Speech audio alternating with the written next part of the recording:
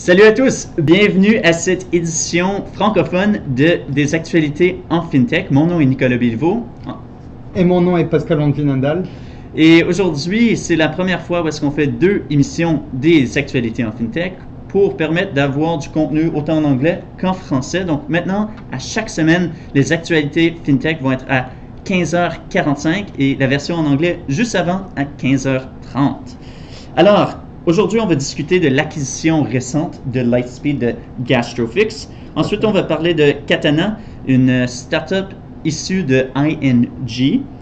Et dernièrement, 9 startups identifiées par le journal Sifted à Londres, qui parle des 9 startups qui pensent vont être les plus connues en Angleterre. Donc, commençons tout de suite avec l'acquisition de Lightspeed, leur plus grosse acquisition à date. Oui, troisième acquisition pour Lightspeed cette année. Donc Gastrofix, c'est une start-up allemande dans le domaine des point of sale, donc les terminaux de paiement. Ils ont développé une solution basée sur la technologie nuagique, info-nuagique, afin de répondre aux besoins du marché de l'industrie, de l'hôtellerie et de la restauration.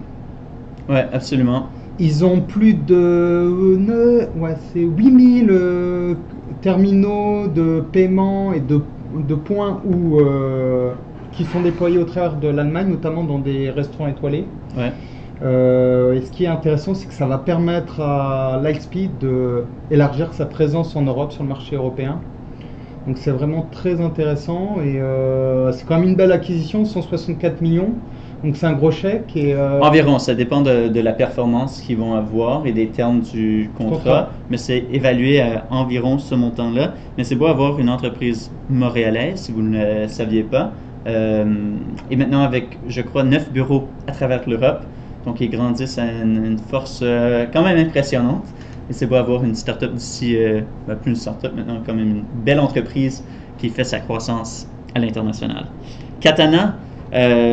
Donc ça, c'est une start-up quand même intéressante avec une histoire intéressante aussi.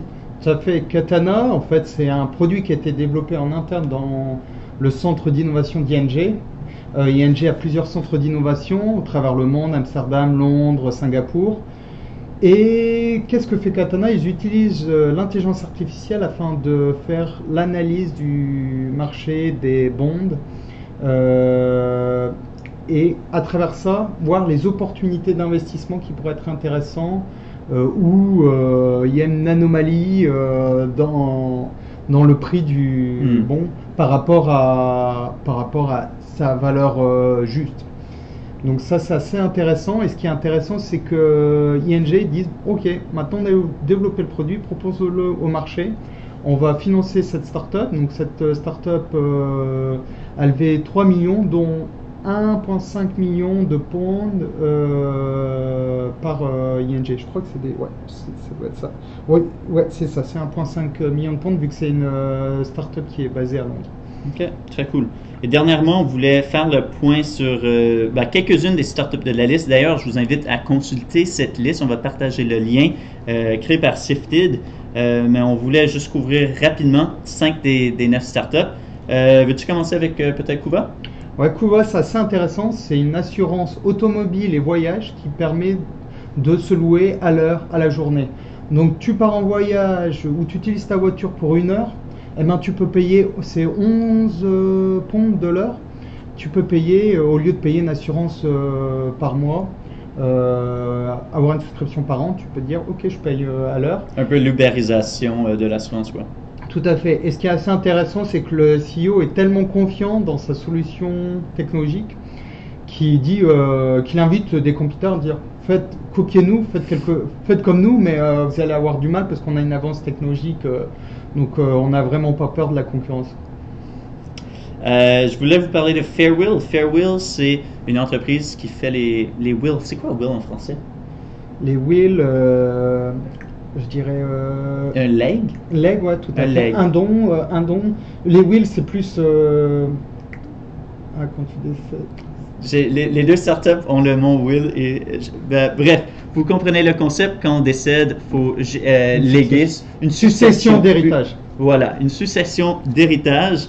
Donc, on a une entreprise ici au Canada qui s'appelle Willful, mais en Angleterre, il y a une entreprise qui s'appelle Fairwill qui a été lancée en 2016, aujourd'hui avec plus de 60 employés, 9,5 millions de pounds en levée de fonds et avec le support de Microsoft aussi. Donc, ils veulent vraiment être la marque consommateur du décès. Et c'est intéressant de voir la progression pour ce marché que la majorité des consommateurs, des personnes tout court, veulent éviter. On n'aime pas ça, penser de notre propre décès. Mais avec cette avancée technologique-là, pour être capable de créer sa lettre de succession en ligne, ça simplifie le processus versus aller voir un notaire et parler de quelque chose moins sympathique. C'est moins formel. Ouais, aussi. Mojo? Mojo, oui. Mojo, c'est vraiment intéressant. C'est que maintenant, je veux peut-être acheter un appartement, Nicolas. Peut-être, moi, dans mes projets futurs, acheter une maison. Et je vais aller voir une banque pour avoir un prêt hypothécaire. Ou je vais aller voir un broker, un courtier immobilier, un courtier en prêt hypothécaire. Là, eux, c'est un courtier en prêt hypothécaire, mais en ligne. Ils veulent simplifier la chose en ligne parce qu'ils disent que même un broker en personne, il demande beaucoup de choses, beaucoup de papiers, c'est long. Tandis que on dépose tous les documents et je vais voir qu'est-ce qui pourrait être le plus intéressant pour vous. Et moi, comment je me rémunère? Je vais prendre 0,4% du montant total du contrat et je vais t'avoir le prêt le moins cher possible. Donc c'est vraiment intéressant, surtout pour la nouvelle génération, notre génération où on n'a pas forcément envie, on est content d'avoir quelqu'un au téléphone, mais aller voir quelqu'un en personne et aller dans tous les week-ends, passer ces week-ends à faire le tour des banques. C'est plus simple en ligne. Un peu similaire à Nesto ici au Canada, Tout à fait. que je viens juste de tester pour la première fois avant-hier. Alors, Donc, ton expérience? Ouais, ben, c'est juste le début, mais c'est un broker d'hypothèque, et dans le fond qui cherche le meilleur taux hypothécaire pour toi et tous les formulaires que tu dois remplir, c'est tout fait en ligne, tu n'as pas de rencontre physique, donc ça simplifie la tâche et ils garantissent le meilleur taux possible parmi tous les banques. Donc je vais voir c'est comment le reste de l'expérience, vu que je suis vraiment juste au tout début. Je les ai découverts à travers Borrowell, l'outil qu'on a parlé en fin d'année. Donc j'aime ça maintenant tester les nouvelles fintech qu'on voit ici. Et d'ailleurs Wealthsimple qui lance des nouveaux produits parce qu'on vient juste de télécharger Wealthsimple Trade. Mais bref, ça va rester pour une autre émission. Moi je voulais vous parler de Penfold maintenant en Angleterre.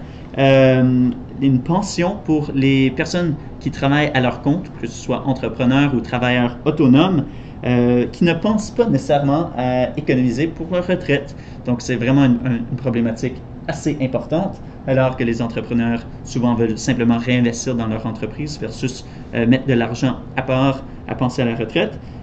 Ils ont lancé très récemment, juste en octobre 2019, ils ont déjà 11 employés et ils ont levé 2,5 millions de pounds.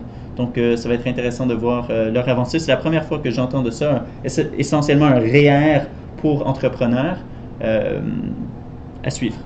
Dernièrement, Broly. Broly, oui. Ils ont 20 000 utilisateurs. Qu'est-ce que font Broly?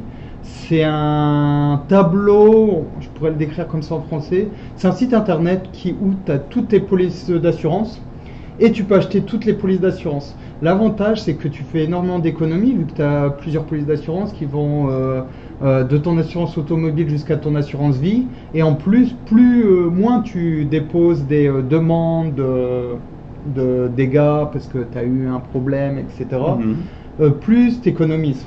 Donc tous les mois, ils te donnent une réduction en plus pour te remercier de ne pas avoir soumis de demande de dégâts. Okay. Donc ça c'est intéressant, ils ont 20 000 utilisateurs. Pour le moment, c'est une petite équipe, 9 employés, ils ont 1,7 million de pounds en financement. Mais je pense qu'il y a un beau potentiel pour cette petite start-up. Très cool. Ben, ça conclut notre émission d'aujourd'hui, la première de 2020. Donc, merci d'avoir regardé et être parmi nous. On se revoit la semaine prochaine pour une autre édition. Là, on va essayer de notre mieux pour garder toujours 2 épisodes chaque mardi dès 15h30, une en anglais et une en français. pour vous raconter les nouvelles en FinTech. Donc merci beaucoup et bonne journée et à très bientôt. Bonne journée.